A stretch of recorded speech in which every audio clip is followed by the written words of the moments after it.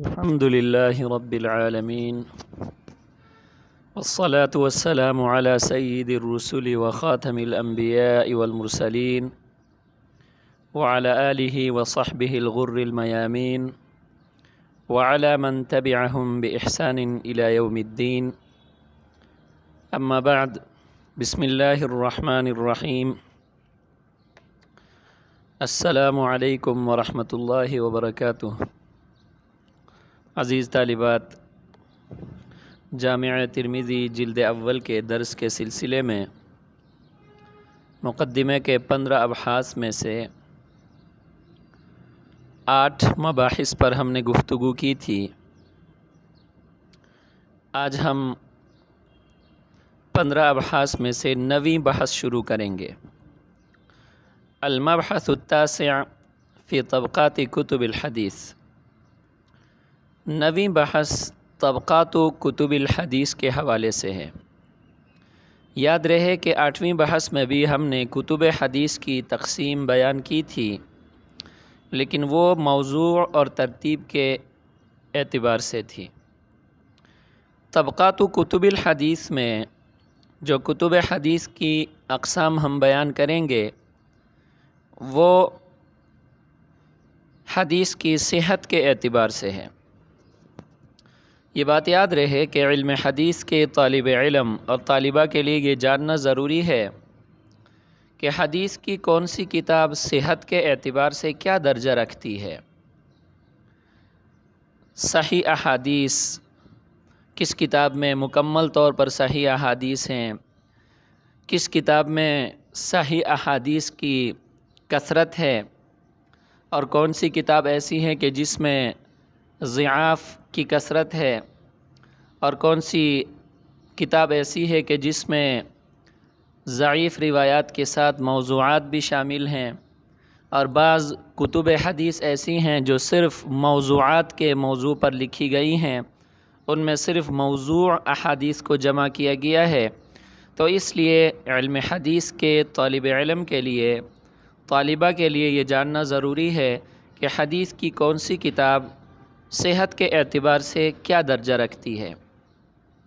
تو اس اعتبار سے یعنی صحت کے اعتبار سے کتب حدیث کو حضرت علامہ شاہ عبدالعزیز رحمہ اللہ نے 5 طبقوں میں تقسیم کیا ہے. 5 طبقات میں تقسیم کیا ہے شاہ عبدالعزیز رحمہ اللہ نے. الطبقۃ الاولی، ان میں سے جو پہلا طبقہ ہے ان کتب حدیث کا ہے جن کے مصنفین نے اس بات کا التزام اور اہتمام کیا ہے کہ ان کی کتاب میں تمام احادیث صحیح کی شرائط پر پوری اترتی ہوں.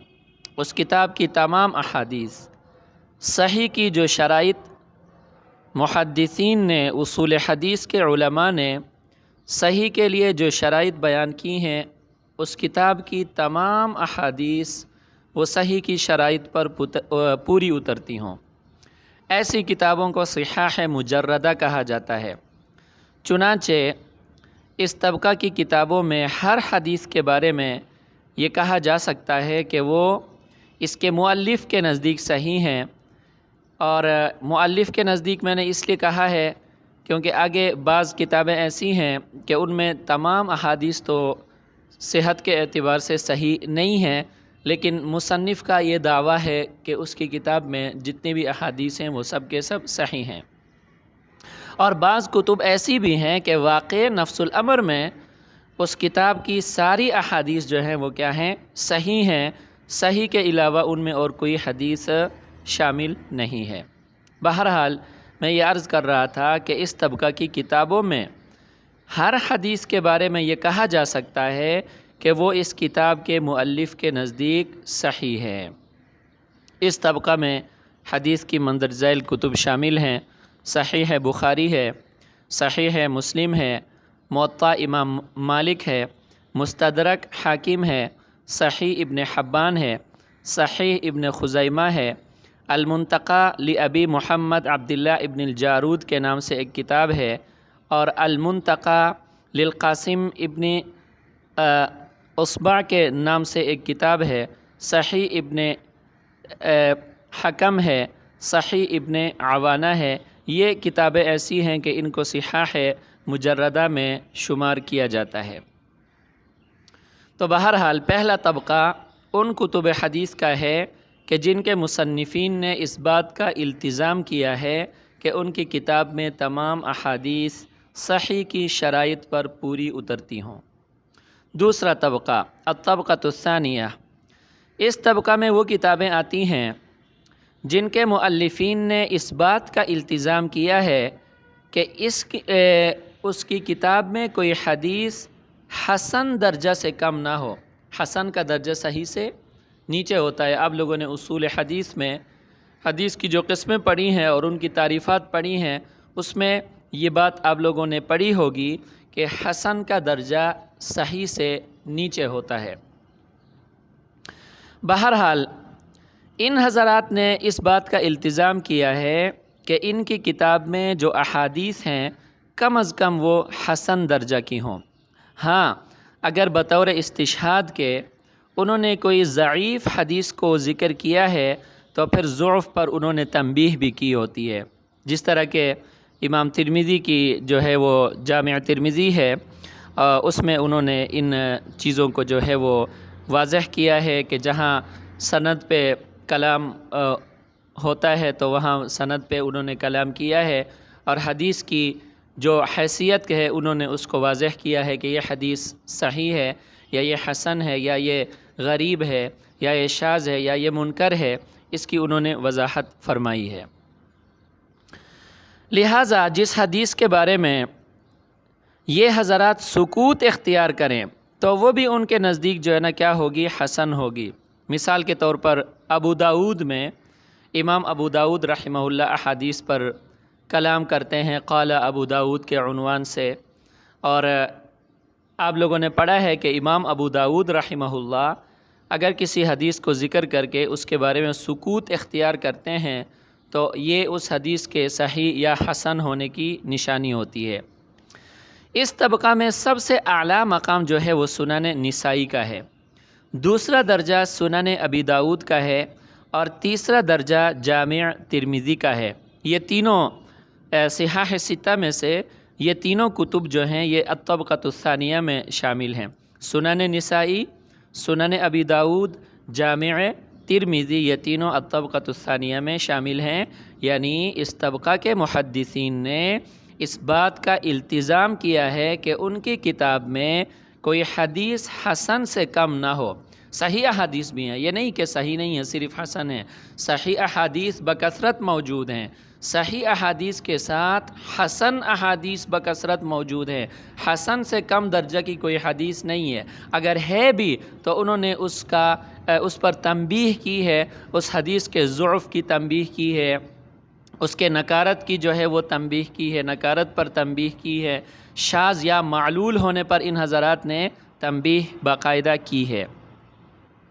تیسرا طبقہ الطبقۃ الثالثہ، الطبقۃ الثالثہ میں وہ کتابیں آتی ہیں کہ جن میں ہر طرح کی احادیث موجود ہوتی ہیں، صحیح احادیث بھی ان میں موجود ہوتی ہیں، حسن بھی ان میں موجود ہوتی ہیں، ضعیف بھی ان میں موجود ہوتی ہیں، منکر روایات بھی ان میں موجود ہوتی ہیں، یہاں تک کہ موضوع احادیث بھی ان میں موجود ہوتی ہیں۔ لیکن یہ بات یاد رہے کہ اکثریت جو ہے وہ صحیح یا حسن کی ہوتی ہے، اکثریت صحیح یا حسن کی ہوتی ہے۔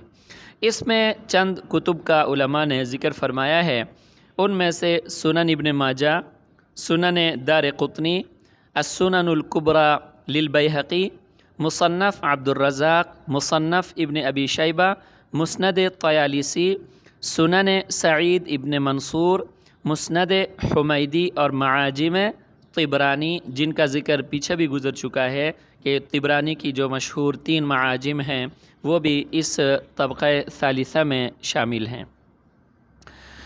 آگے ہے چوتھا طبقہ الطبقۃ الرابعہ، چوتھا طبقہ ان کتب حدیث کا ہے کہ جن میں اکثر احادیث ضعیف ہیں، اکثر احادیث ان میں کیا ہیں، ضعیف ہیں۔ یہ چوتھا طبقہ ہے، ان میں صحیح روایات بھی ہیں، حسن بھی ہیں، ضعاف بھی ان کے اندر موجود ہیں، اسی طرح مناکیر اور موضوعات بھی ان میں شامل ہیں، لیکن ان کی اکثریت ضعیف احادیث کی ہے۔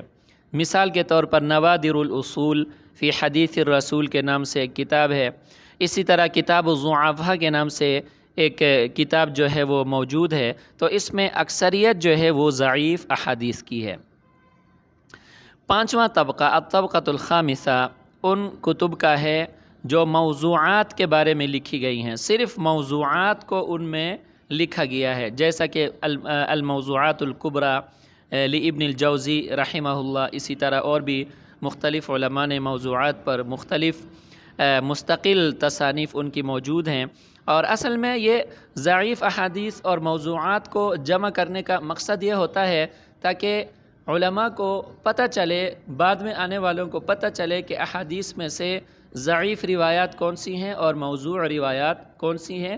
اس بات کے پیش نظر ان حضرات نے موضوعات اور ضعاف کو، مناکیر وغیرہ کو انہوں نے الگ مستقل کتابوں میں لکھا ہے۔ تو یہ تھا یہ ہماری 9ویں بحث تھی، المبحث التاسع فی طبقات کتب الحدیث، اور اس میں نے عرض کیا کہ صحت کے اعتبار سے کتب حدیث کو 5 طبقوں میں جو ہے وہ تقسیم کیا گیا ہے۔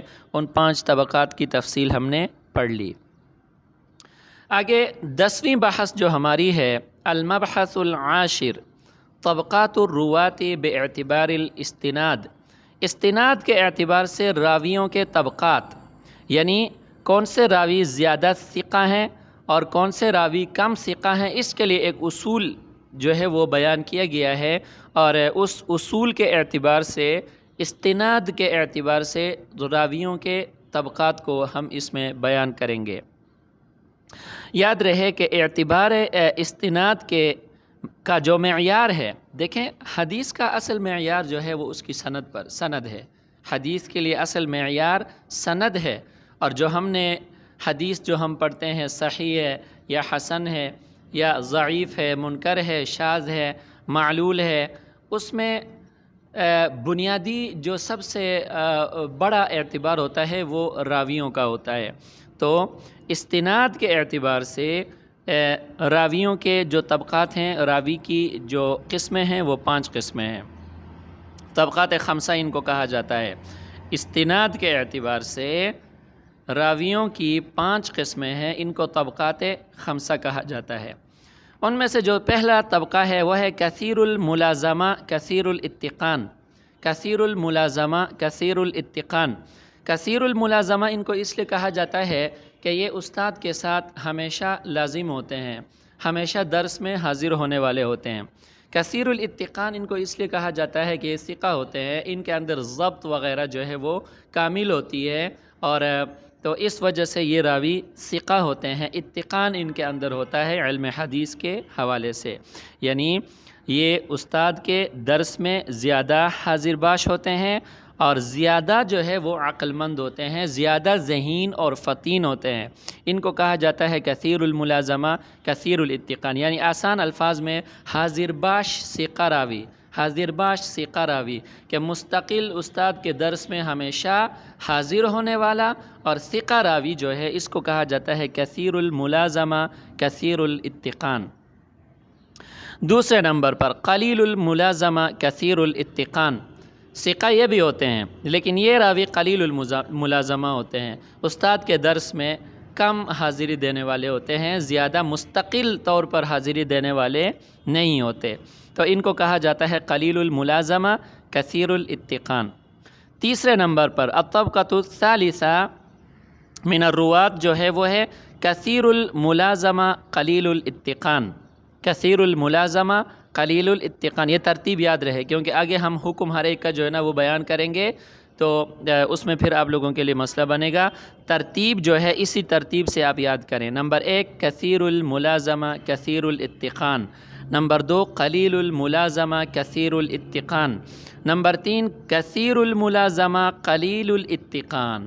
یہ وہ راوی ہیں جو حاضر باش ہیں، شیخ کی صحبت میں ہمیشہ حاضر ہونے والے ہیں، لیکن قلیل الاتقان ہے، ثقہ نہیں ہے، ان کے اندر کوئی نہ کوئی کمزوری موجود ہوتی ہے۔ مثال کے طور پر کسی کا حافظہ کمزور ہوتا ہے اور کسی میں جو ہے وہ اختلاط بعد میں اس میں آتا ہے، علی ھذا القیاس کوئی نہ کوئی اس راوی کے اندر جو ہے وہ کمزوری ضرور ہوتی ہے، تو یہ اتنا ثقہ نہیں ہوتے لیکن کثیر الملازمہ ہوتے ہیں، استاد کے درس میں ہمیشہ حاضر رہنے والے ہوتے ہیں، حافظہ وغیرہ ان کا کمزور ہوتا ہے، تو اس کو کہا جاتا ہے کثیر الملازمہ قلیل الاتقان۔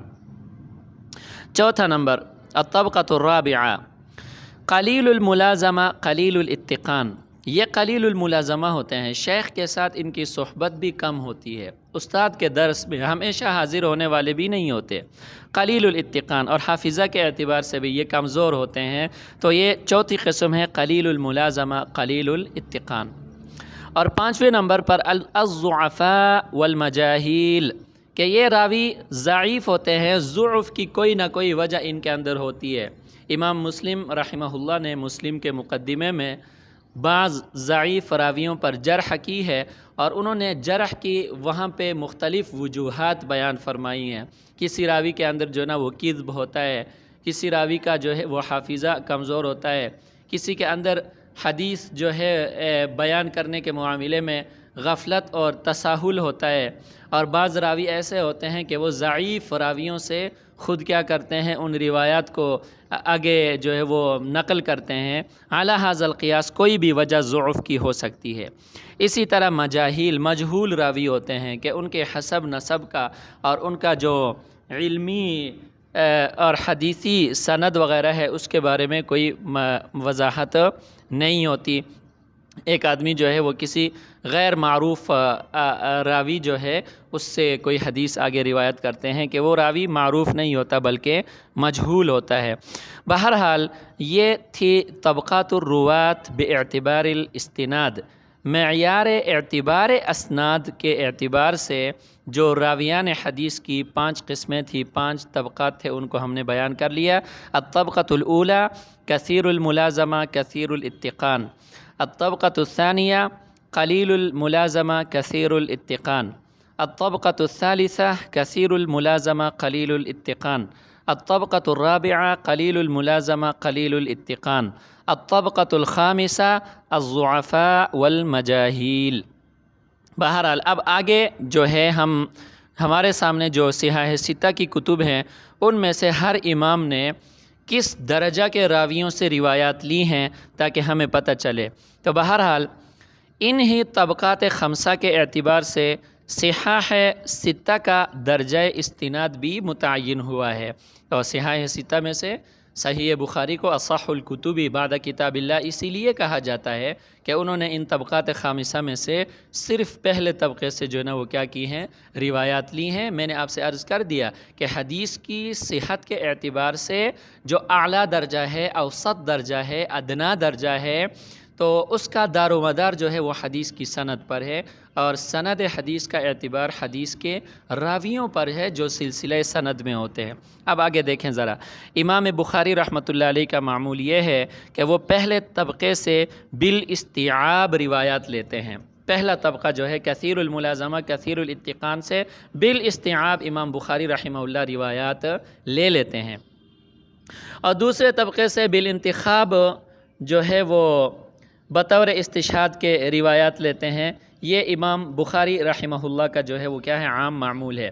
پہلے طبقے سے بالاستیعاب روایات لیتے ہیں، دوسرے طبقے سے بالانتخاب بطور استشہاد کے وہ روایات لے لیتے ہیں۔ اچھا جی، اور امام مسلم رحمہ اللہ کا معمول یہ ہے، دوسرا نمبر امام مسلم کی صحیح مسلم کا ہے کہ وہ پہلے 2 طبقوں سے بالاستیعاب روایات لیتے ہیں، اور تیسرے طبقے سے بالانتخاب بطور استشہاد کے روایات لیتے ہیں۔ امام نسائی رحمہ اللہ کا معمول یہ ہے کہ وہ پہلے 3 طبقوں سے بالاستیعاب روایات لیتے ہیں، پہلے 3 طبقوں سے بالاستیعاب روایات لیتے ہیں۔ امام ابو داؤد رحمہ اللہ کا معمول یہ ہے کہ وہ بھی پہلے 3 طبقوں سے بالاستیعاب روایات لے لیتے ہیں، اور چوتھے طبقے سے بالانتخاب بطور استشہاد کے روایات لے لیتے ہیں، لیکن حدیث کی نکارت اور ضعف وغیرہ کی وضاحت وہ کر دیتے ہیں۔ امام तिरमिज़ी रहमतुल्लाह अलैह का मामूल ये है कि वो पहले 4 तबक़ों से बिल इस्तिआब रिवायात ले लेते हैं और 5वीं तबक़े से बिल इंतिखाब बतौर इस्तिशहाद के भी रिवायात लेते हैं, लेकिन इमाम तिरमिज़ी रहमहुल्लाह भी हदीस का जो मर्तबा है उसकी वजाहत फरमा देते हैं कि ये हदीस सेहत के एतबार से किस दर्जे की है। इमाम इब्न माजा रहमहुल्लाह 5 तबक़ों की रिवायात बिला तकल्लुफ़ बिल इस्तिआब ले लेते हैं। वो पहले तबक़े से भी रिवायात लेते हैं, दूसरे तबक़े से भी लेते हैं, तीसरे तबक़े से भी लेते हैं, चौथे और 5वें तबक़े की जो रिवायात उनको मिली हैं उनको भी उन्होंने बिल इस्तिआब लिया है और उनको इमाम इब्न माजा में ने अपनी किताब इब्न माजा में रिवायत किया है। तो बहरहाल तो ये थी सनद की क़ुव्वत के एतबार से अहादीस का जो दर्जा है वो और अइम्मा ने किस तबक़े के रुवात से किस अंदाज़ में रिवायात ली है उसका मैंने आपके सामने बयान कर दिया। तो क़ुव्वत सनद के एतबार से हमारे यहाँ जो सिहाह सित्ता है उसकी तरतीब भी ज़रा लिख लीजिए। इसको एक फ़ायदे के टाइटल से लिख लीजिए, फ़ायदा का टाइटल लगा दें और उसके सामने लिखें क़ुव्वत सनद के एतबार से सिहाह सित्ता की तरतीब इस तरह है। नंबर 1 बुखारी, नंबर 2 मुस्लिम, number 3 Nasai, number 4 Abu Dawood, number 5 जामिअ Tirmidhi, number 6 इब्न माजा सुनन इब्न माजा। तो हमारे यहाँ जो सिहाह सित्ता के नाम से मशहूर हैं वो ये 6 किताबें हैं और उनकी तरतीब जो है वो क़ुव्वत सनद के एतबार से सनद की जो क़ुव्वत है उसके एतबार से पहला दर्जा बुखारी का है, दूसरा मुस्लिम का है, तीसरा निसाई का है, चौथा अबू दाऊद का है, 5वां जामिअ तिरमिज़ी का है और छठा सुनन इब्न माजा का है। तो यहाँ तक हमारी जो है वो 10 अबहास मुकम्मल हो गई। 11वीं बहस जो है वो तबक़ातुर रुवात बेअतिबार तारीख़ है। तारीख़ के एतबार से रावियान हदीस के कितने तबक़े हैं और उनकी तफसील क्या है, तो उसके बारे में इंशाअल्लाह हम अगले दर्स में बात करेंगे। व आखिरु दावाना अनिल हम्दुलिल्लाहि रब्बिल आलमीन।